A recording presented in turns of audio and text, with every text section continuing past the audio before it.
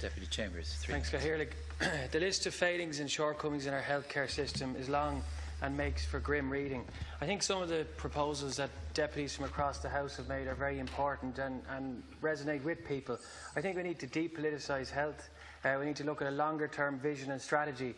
And something that, like the NAGP have proposed, like a TALA strategy for health, whereby we have a fragmented Dáil. It's important we converge all our ideas towards a longer-term strategy. I know Deputy Shortall referred to how different ministers have tried to bring in different proposals at different times, and then the other minister tries to change that, and then we go through the cycle again. I think we need to change that. It's time. We've seen the consequences of constant political change and the over-politicisation of health, and I think it's important in this reform Dáil that we try and change how we approach health policy in Ireland.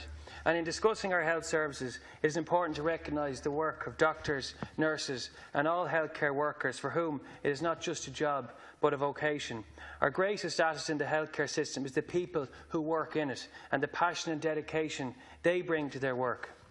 As I see it, the first issue we currently have is recruitment and the actual numbers in the system. Retention of graduate nurses and attracting home those who have left should be the #1 focus. In many cases, those who left didn't do so because they wanted to. Yes, they have better paying working conditions and offer in London, Manchester, Sydney or whatever else means emigration is enticing. And indeed, it is understandable why so many of our best and brightest of the generation did opt to leave. But many left reluctantly and out of necessity with little or no career prospects here.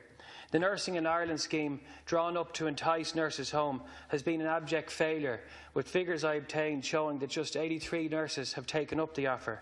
The target was 500, and all the while hundreds of vacancies in our hospitals across the country remain. And that's one of the core issues. We can't improve the quality of our health service if the vacancies are there day in, day out. We can't look at actually improving our service. Doctors, similarly, there's been a brain drain, and we've actually breached our own commitments that we committed to under the World Health Assembly of Global Practice, where we have the most reliance on doctors from developing countries under the OECD, which is a great shame to many of the doctors, many of the healthcare systems that are trying to improve their own system within developing countries. In the area of primary care, we need to promote and foster GP services to keep people out of hospitals, thus preventing overcrowding, backlogs and increased waiting times. At the moment, GP clinics are not being utilised as well as they should be. I obtained figures from the HSE only this week which showed that whilst perhaps the free GP care for under-6s was introduced in good faith, instead of improving point of access, it's exacerbated the issues in A&Es across the country, whereby people are waiting to enter the primary care centres. In our hospitals, overcrowding means that every week thousands of elective surgeries are being cancelled, with the net result that people suffering and pain is further prolonged. And one example at a primary care level, and I'm going to finish, Ken Corla, I got a response about occupational therapy waiting times in Dublin 15. I think it brings home to many what the issue in primary care is. There's a wait time of between 50 weeks and 65 weeks for, say, an elderly lady or man who wants to stay in their home and remain independent. One second, Ken Corla. Well, I'm afraid I can't, because you're already well over. So my point is, conclude your point. I'm going to conclude.